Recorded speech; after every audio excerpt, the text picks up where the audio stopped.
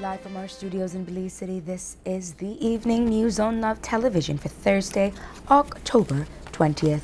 We'll get you started with a look at the stories that are making the headlines for today.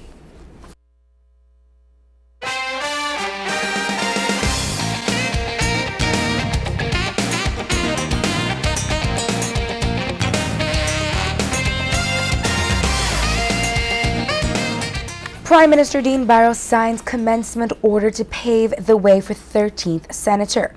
Vision inspired by the people joins call for teachers to receive their salary. Ministry of Education says teachers will not be paid for the days that they were on strike.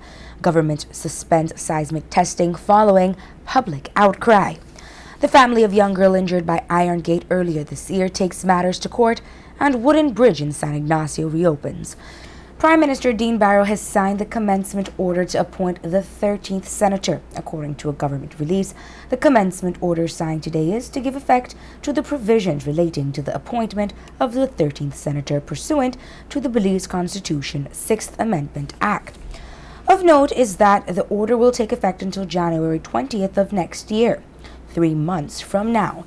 According to the Prime Minister, during those 3 months, consultations will be held with the NGO community to work out the mechanisms for that selection of the 13th Senator. After weeks of clamoring the government of Belize for good governance and making a firm decision to be absent from the classrooms, the thousands of primary and secondary school students are back at school for the second day since the teachers' strike took effect on Monday, October 3rd. What started out as an issue over salaries quickly turned into a demand for certain measures to be put into place for the sake of transparency and accountability, with the president of the Belize National Teachers Union, Luke Palacio, making it clear to the media that their strike had nothing to do with the salaries. For reference, we take you back to his statement made on September 19th on the steps of the National Assembly building. The 3% is not the issue. I don't know what part of that you people don't understand. We've said it is not about the 3, it's about the country.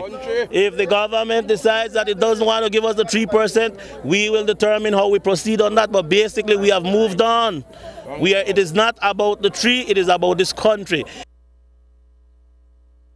After several meetings with the Prime Minister to negotiate the 8 demands by the BNTU, the issue of the deferred salaries for teachers and public officers still made it at the forefront, after where it was agreed that the wages be deferred with a 5% rate of interest, after which the teachers returned to the classroom. Today, the discussion remains centered on money, as the government of Belize announced yesterday that they will not be paying the teachers for the 11 days that they were on strike. While some parties in the public court of opinion are in support of the government's decision, there are those who have taken pity on the teachers who will not be receiving their salaries. During the very small rally on September 19th in Belmopan, Palacio had noted that it would be illegal if the government decides to withhold the teachers' pay. If it means that we will march on the Supreme Court in our thousands to support that petition, we will do it. Because in 2005, the courts had ruled, Mr. Fraser keeps on telling us, the courts had ruled that this practice of ministry saying to management that teachers pay is illegal. According to Dr. Carol Babb, the Chief Education Officer, the government is acting in accordance with the education rules and that the teachers were given a fair warning of the possible outcome. A number of the teachers were saying that they were willing to make the sacrifice for their pays, for their salary to be docked. And we have been informing them and reminding them of Rule 102, which says that if you go on an industrial, if you take industrial action, meaning if you go on a strike, there's a possibility that your pay may be docked. And they said that they are willing to do that. The government of Belize, as you know, is the one that make contributions to the general manager, to the grant aided and the grant aided schools, and the government is basing this decision on the fact that we give salaries based on services rendered. The teachers were warned that if they choose to strike, there would be consequences. And we are withholding salaries because services were not delivered by those teachers who chose to strike. Today, a memorandum was issued by the ministry to the general managers of the schools in which the formula for salary deductions were confirmed. According to the memorandum, if a teacher is collecting $2,481 for the month, that teacher will only receive $1,600 after having almost $900 deducted from his or her pay. According to the memorandum, the entire deduction should be carried out all at once. The management of the schools have until tomorrow evening to submit final payments due to the teachers to the ministry. Comments have been pouring in on social media from various pockets of society. One woman has sought to look for an alternative solution for the teachers by appealing to parents to create a fund for the teachers at St. Joseph R.C. School in order for them to get some monies. One man, whilst agreeing with the decision of the government, is asking that a middle ground be established where the teachers submit a proposal on how they will make up for the lessons missed in the classroom, and upon implementation, the teachers get their full salaries. Meanwhile, also on social media, the leader of the opposition, John Briceño, wrote, quote, "Dear UDP government, you have decided you will not pay the teachers for standing up for Belize, and now you want them to make up for the time that they were out of the classroom? Are you mad? Many teachers, because they love their students, have already decided that they will teach extra hours to catch up. Now you have a moral obligation to pay the teachers their full salary. And we, the citizens, also have an obligation to the teachers to stand up for them to the pressures of the UDP government to pay them. Come on, Belizeans, let us stand up for the teachers." End of quote. The vision inspired by the people have also joined the call for teachers to receive their full salary. The government has halted seismic exploration in Belize's offshore. We hear more in this report from Ingrid Fernandez. The environmentalist community won a major victory this afternoon as seismic explorations on Belize's offshore waters were halted after a consultation meeting in San Pedro was disrupted by public outcry against the explorations. On October 11th, Cabinet approved for seismic explorations to take place surrounding the protected areas of Belize. Oceana immediately started a public campaign and legal proceedings to stop the activity. The Coalition to Save Our Natural Heritage, among other environmental organizations, joined the campaign against exploration. The Ministry of Development, Petroleum, Trade and Commerce maintained that seismic activity posed no harm to marine life and said Belize is participating in seismic exploration along with Mexico and the United States. Seismic activity started today. This caused public dissatisfaction as many people felt that proper consultation with the public was not done. Today, the Department of the Environment held an educational consultation to speak with the people, but more questions were posed than were answered. The purpose of the survey is to collect data in an era that we don't have data. If the government wants to take a policy decision and in the future ban offshore exploration, they have to do it on the basis of something. So they will have to come to us.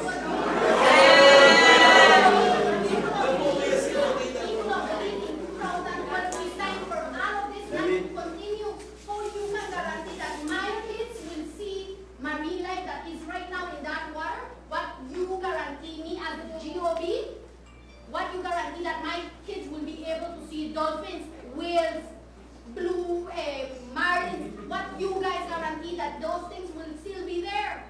My sign and my signature counts as a Belizean. I don't want the day of tomorrow you come with another testing, because this is just the beginning. Our air from now on will come with a different story. Manuel Heredia, Minister of Tourism, who was in attendance, stated that he would relay any information gathered to the Prime Minister. After the consultation, the public sentiment was clear and the government took a decision. And after hearing what you all had to say this morning at St. Greece, the government of Belize has decided that they will suspend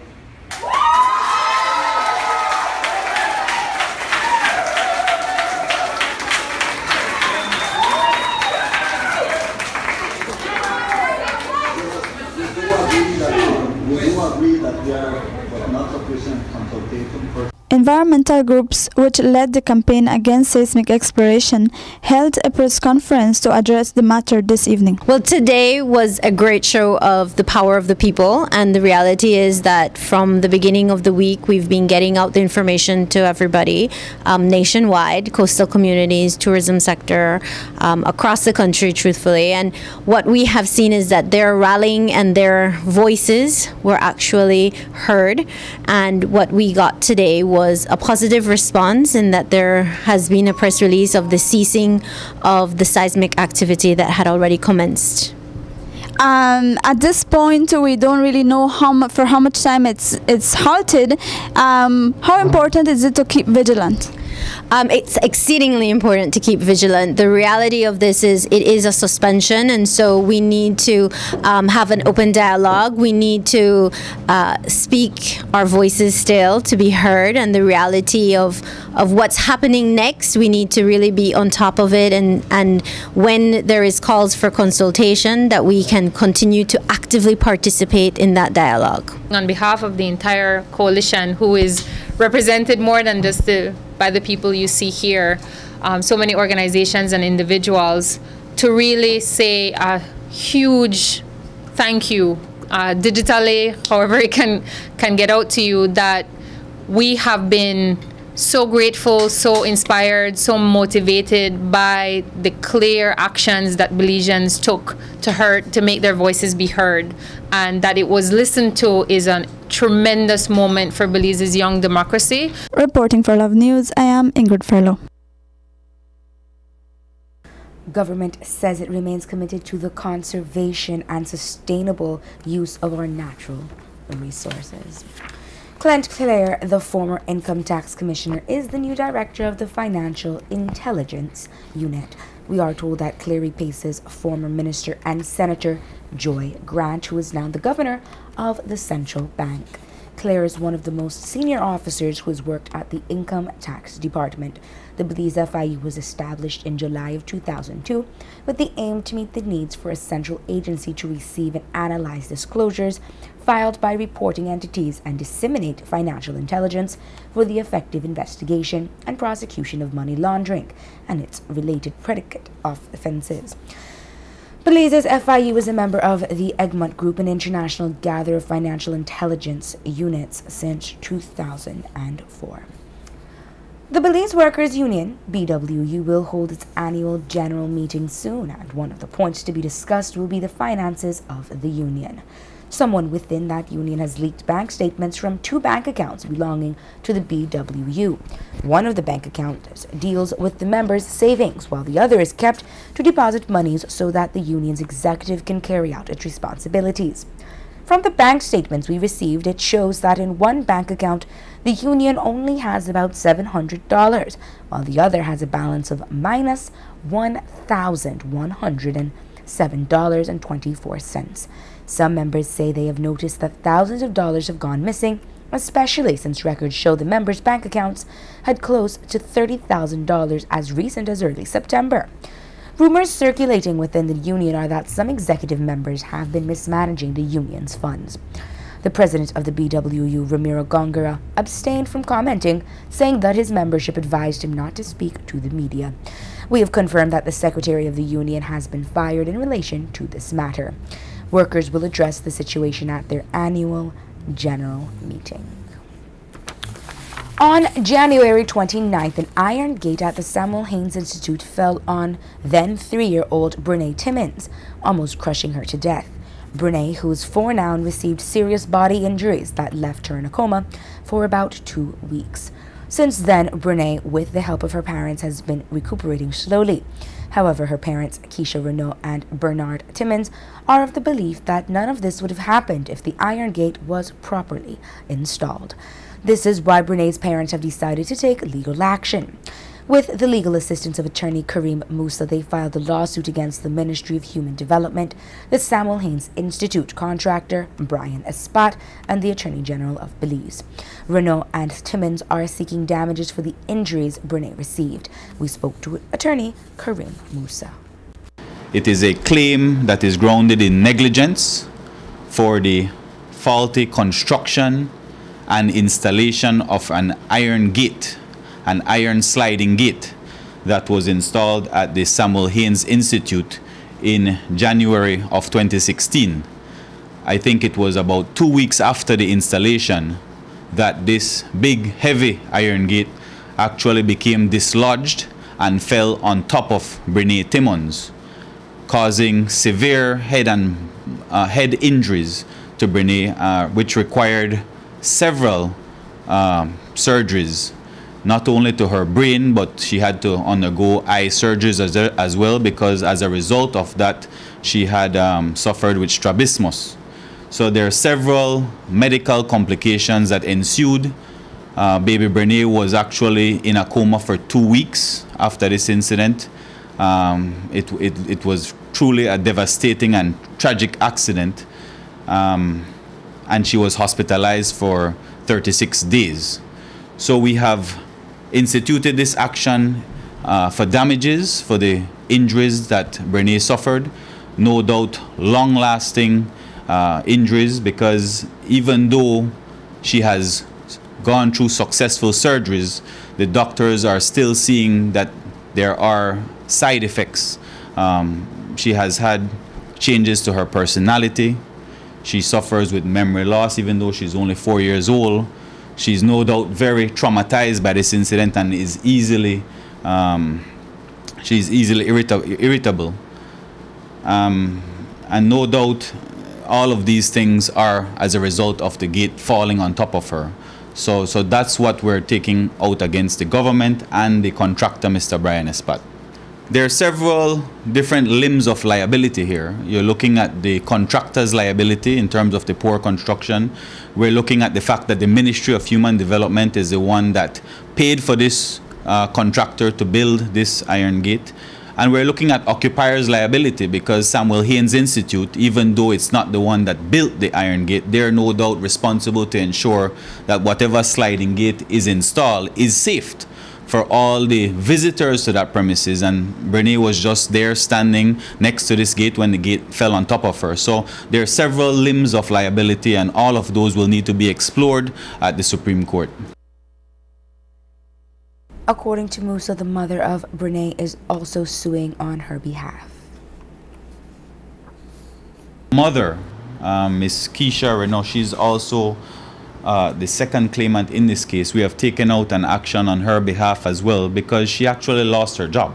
She had to be by her daughter's bedside for an extended period. As I mentioned, she was in there for 36 days, hospitalized in a very critical condition. And after being released from the hospital, the mother still had to be by her daughter's bedside. So she ended up losing her job while attending to her daughter and caring for her daughter. Brene is back in school and is doing much better despite the initial prognosis that the doctors gave. Brene suffered severe head injury. She had to undergo several operations to her brain and to her eyes. She now suffers with chronic headaches. She has suffered slowdown in her developmental skills, her motor skills. They have been slow in coming along and certainly restricted. She suffers also with physical imbalances, actually always falling down. Now she's suffering with that. She had to undergo physical and speech therapy at the Inspiration Center. So while now she is speaking a lot better, she still had to go through that therapy. She suffers with changes in her personality, and she continues to have psychiatric damage from the incident, and she's now very sensitive and emotional, quite understandably. The parents are no doubt very happy for the progress that Brene has made. If you ever asked if there was a miracle child, I think you can look at Brene, look at the condition she was in. And the doctors, to be honest, weren't very hopeful at the time, because she was in a coma for 2 weeks. But no doubt she has come out of that. The parents are extremely happy that she has made it through that. But as I mentioned, there are lasting long-term effects, and that is what we're suing for, the damages that has caused.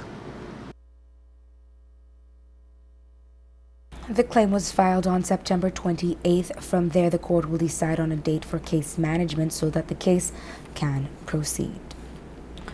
Minister John Saldiva is on a one-week suspension pending an ongoing investigation into the extent of his relationship with William Danny Mason.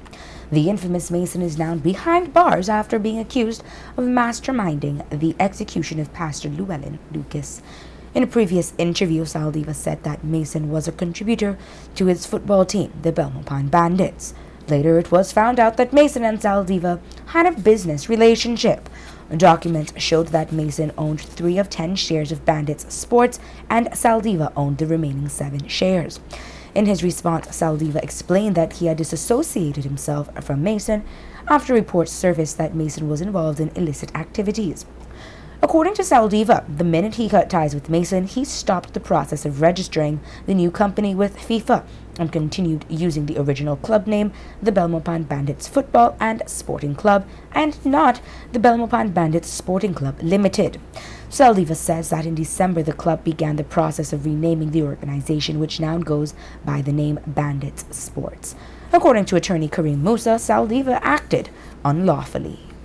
As you know, what has come to light in relation to this Belmopan Bandits football team is that William Danny Mason was more than just a contributor to this football team. He was a part owner, and there are documents in black and white to prove that.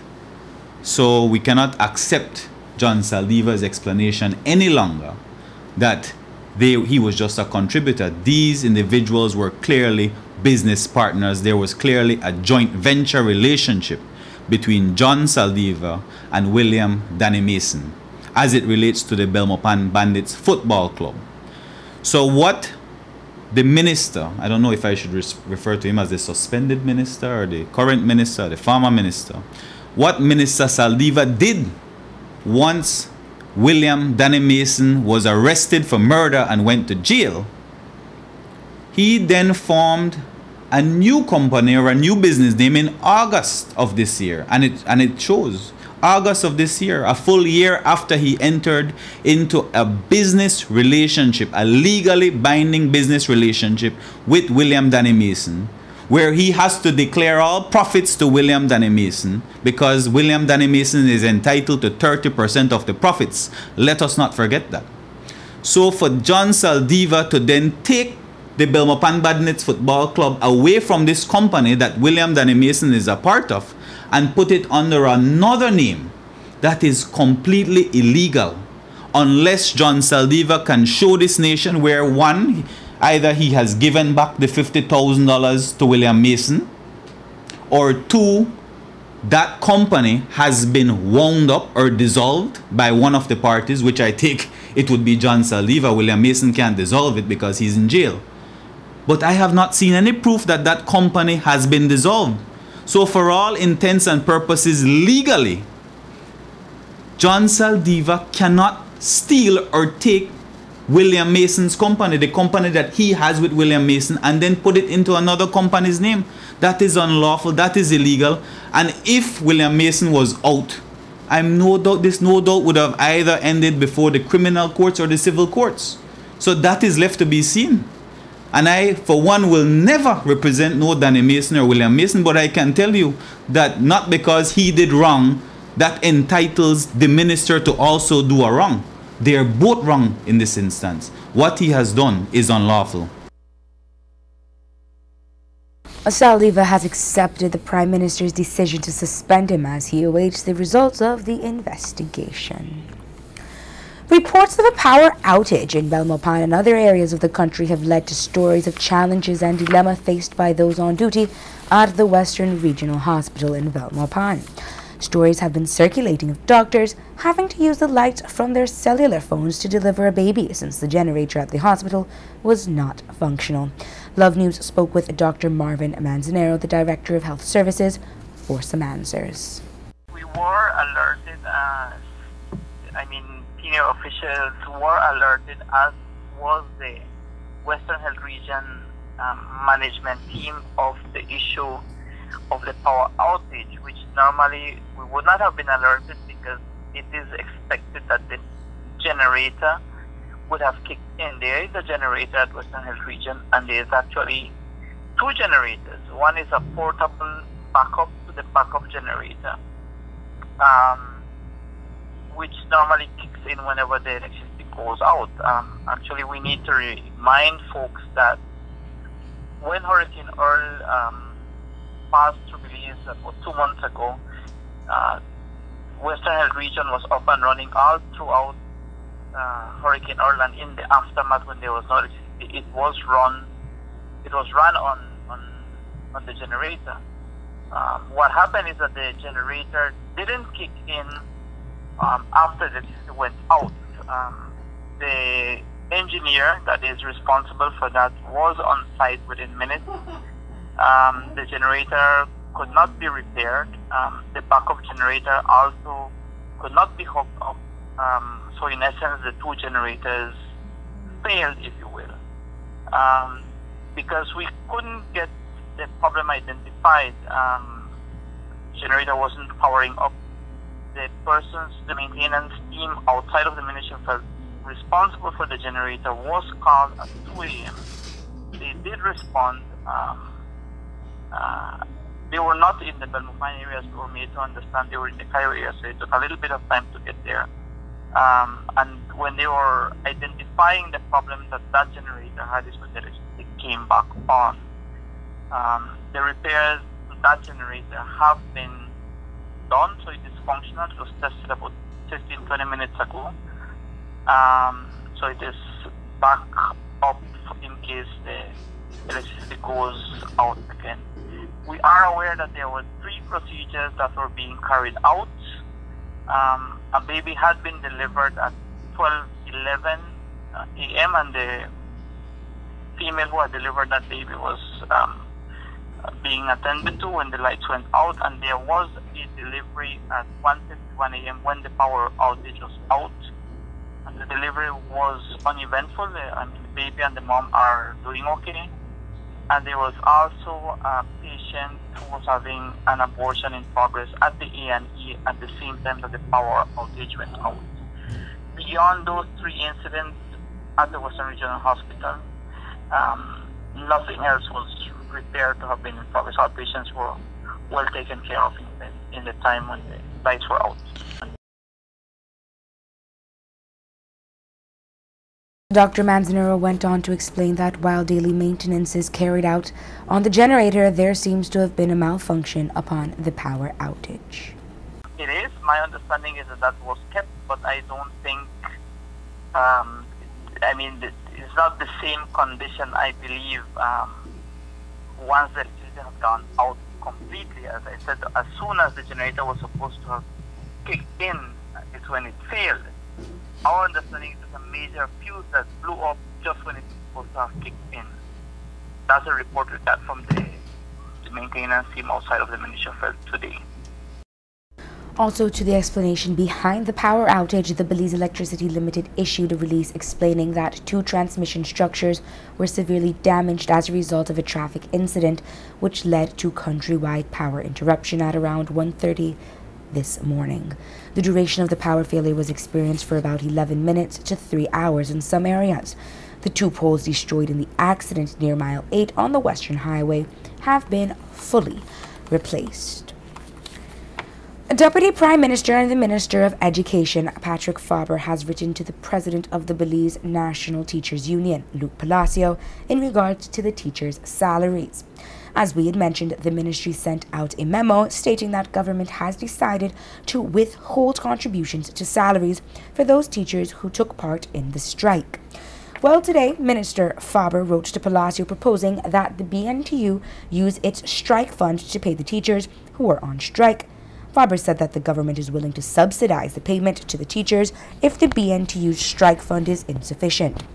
In his letter, Faber requested that the Executive Council of the BNTU meet with the officials from the ministry to discuss the making up of teaching time lost to students.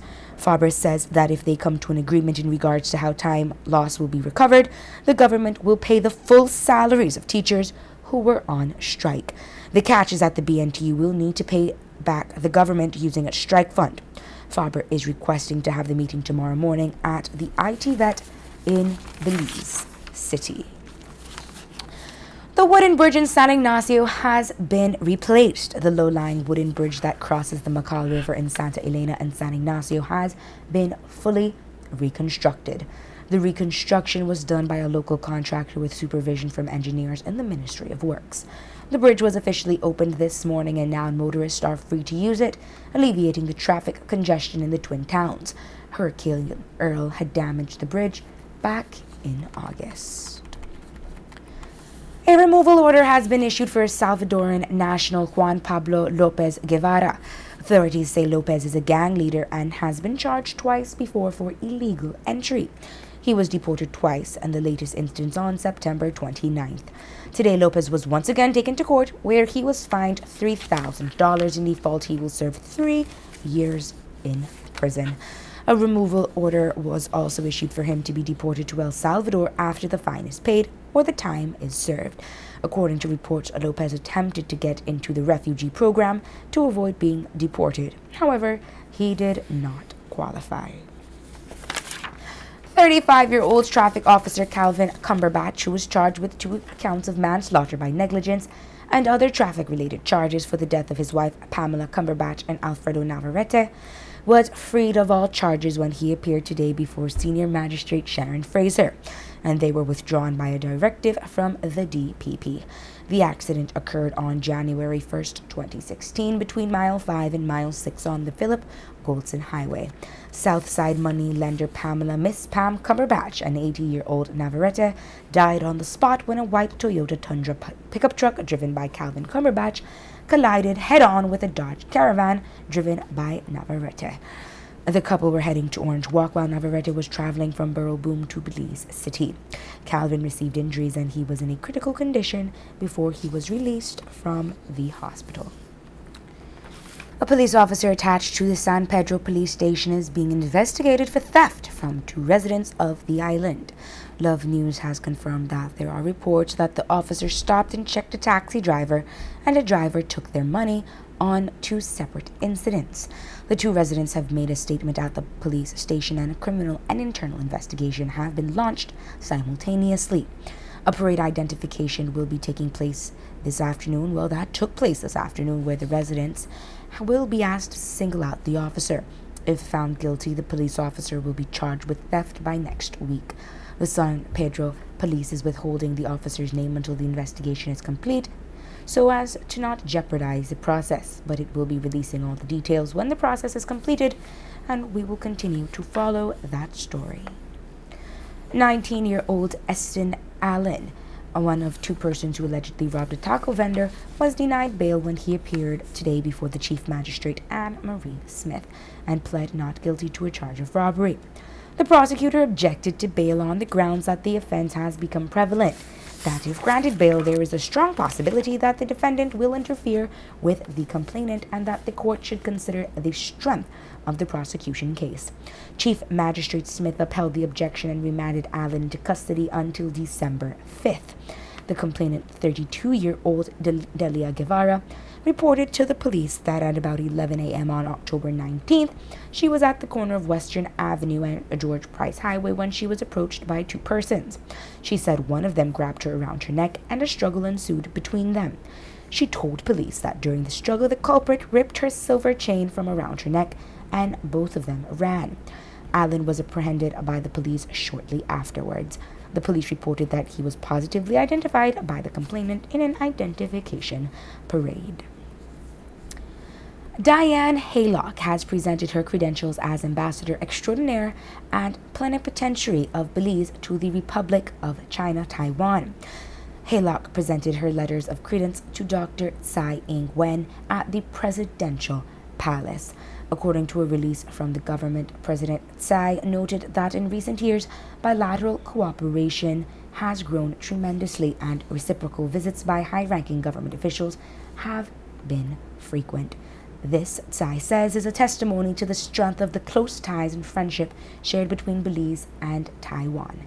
During the meeting, Ambassador Haylock extended her felicitations to Dr. Tsai Ing-wen on being the first female president to be elected in Taiwan. She stated that Belize has benefited from its relationship with Taiwan in the areas of sustainable aquaculture, institutional strengthening, promotion of tourism, human resource development by way of scholarships and training opportunities, trade and investment, and poverty alleviation. Both President Tsai and Ambassador Haylock expressed their commitment to further advancing the strong, mutually beneficial bond of friendship, understanding, and cooperation that Belize and Taiwan have forged over the last 27 years. In the midst of the September celebrations and carnival spirit, Deborah Humes lost her life when her house fell on her. Today, in a noble effort to assist the two younger daughters in their education, Scotiabank gave the girls $2,500 each to be paid toward their tuition and education supplies. Love News was at the bank's main office on Albert Street to witness the handing over. We spoke with Alicia Hilton, who is in Standard 6 at Grace Primary School. Not because my mom is dead. I will not continue school. I'll continue, and she is watching on me right now, and I will try to make her proud. Managing Director for Scotiabank, Michael Shaw, explained to the media how the bank was able to come up with $100,000 to donate to the young girls, as well as the Belize Red Cross and Hand in Hands Ministries. It came about because of the devastation that Hurricane Earl had unleashed on the country of Belize. And we thought it was very important to do our part, being good corporate citizens, to give back to our communities in a meaningful way. Reached out to our IB partners, which are in Toronto, to see if we could get some money in to assist with getting people back in their homes, getting people being able to get back basic stuff that they need to survive from one day to the next. And we partnered with two important industries, Hands in Hand, which those would be looking at getting back folks into their homes, and of course the Belize Red Cross, which will be looking at people's day-to-day needs. So we divided up $100,000, which is what we got from our partners, and that became our contribution. But like I said before, it was actually born out of the disaster of Hurricane Earl that we decided to give back. Lily Bowman of the Belize Red Cross and Rashida Betran of Hand in Hands Ministries explained how beneficial this donation from Scotiabank will enhance the work that they do. Right now, we have already assisted 1,517 families. That is out of a total of 4,000 and odd of assessments that we have carried out.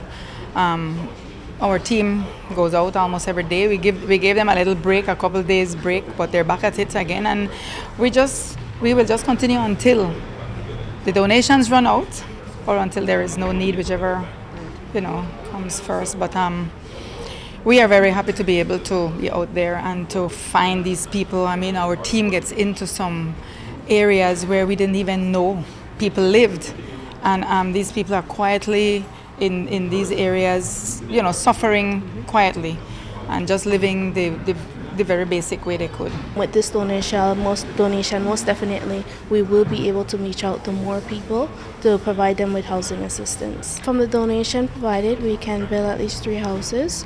And so far for this year, we have already built. This weekend, we're building our 27th house. The handing over took place this afternoon in the lobby of the Albert Street branch of Scotiabank. A group of representatives engaged in fisheries reform in Indonesia completed an educational visit to the Toledo district. Correspondent Paul Mahang reports. The visit on Sunday to Wednesday morning in Toledo focused on the Port Honduras Marine Reserve, as explained by group member, Environmental Defense Fund EDF representative in Indonesia, Pamela Baker. We are with Environmental Defense Fund, the government of Indonesia, and a conservation organization called Conservation International.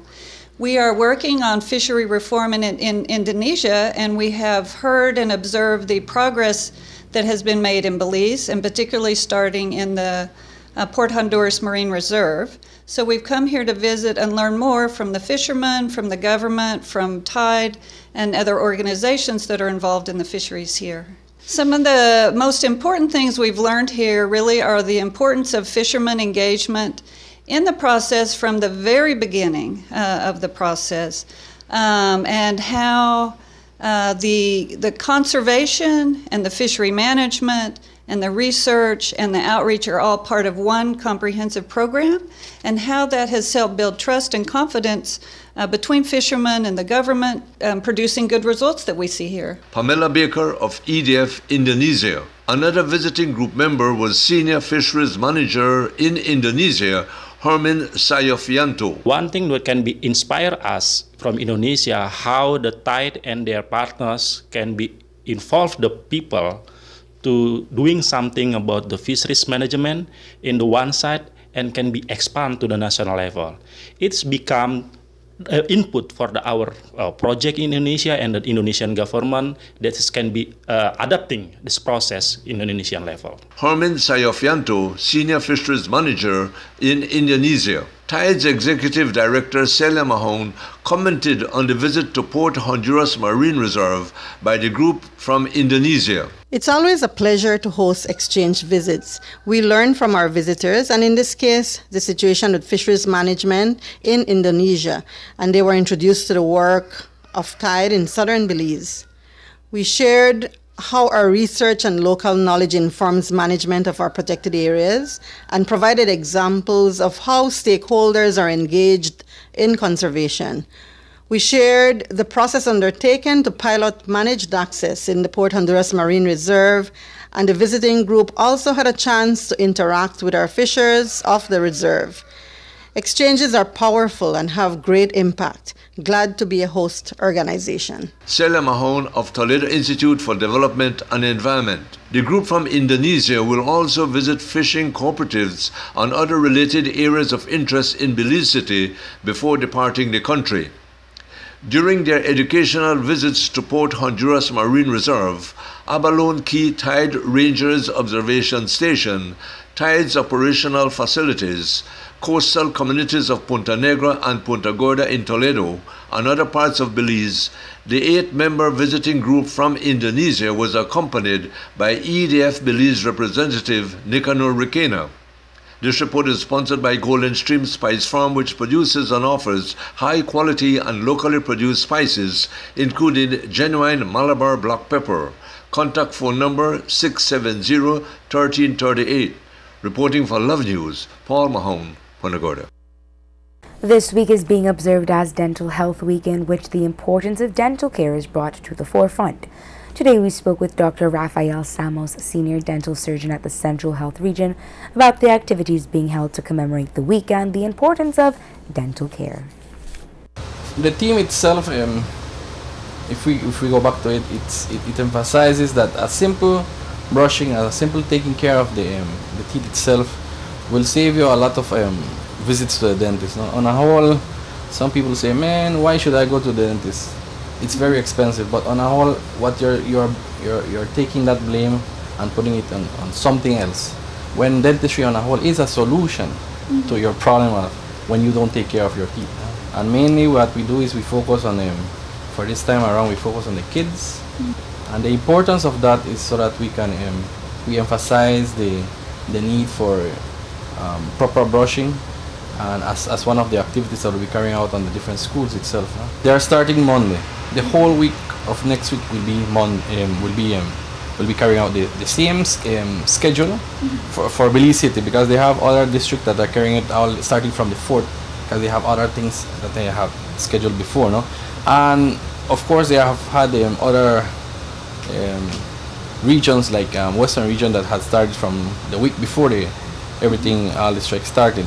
They had started with dental quizzes and activities at the schools itself.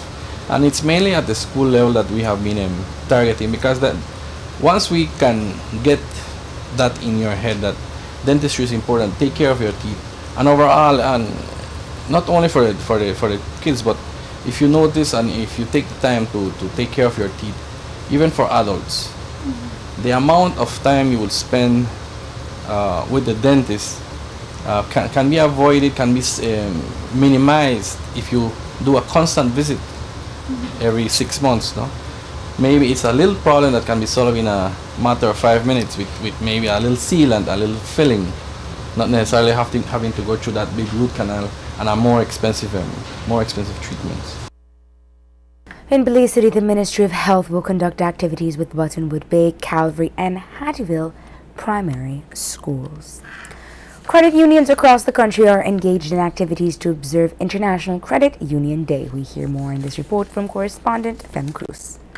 In celebration of International Credit Union Day, this morning the St. Martin's Credit Union, located in the heart of beautiful Ignacio, held an official ceremony to kick off their month of activities. Raymond Sol, General Manager for St. Martin's Credit Union, spoke about the month of activities. The theme for this year is the authentic difference, and it exemplifies really what credit unions do as compared to other financial institutions. We take this opportunity to share with you all the different activities that we've been involved throughout the course of this month. We began the month of September launching our Christmas loan program, which is all part of credit union activities for the month.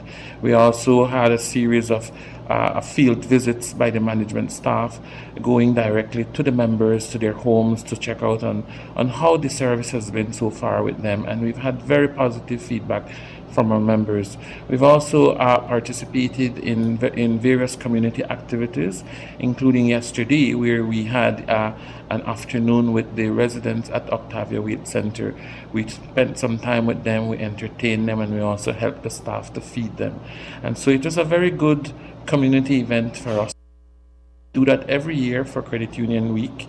And then at the end of this month, ending of October, we will also be participating in a cancer walk along with the San Ignacio Cancer Society. This weekend, which is the Saturday, we will also be participating, coming together with credit unions across the country in Belize City for our annual credit union convention, and that will see all credit unions from across the country coming together to basically talk and take stock of what we have done and where we want to go. I also take this opportunity on behalf of the Board of Directors, management and staff to wish all the members and the community at large a happy International Credit Union Day.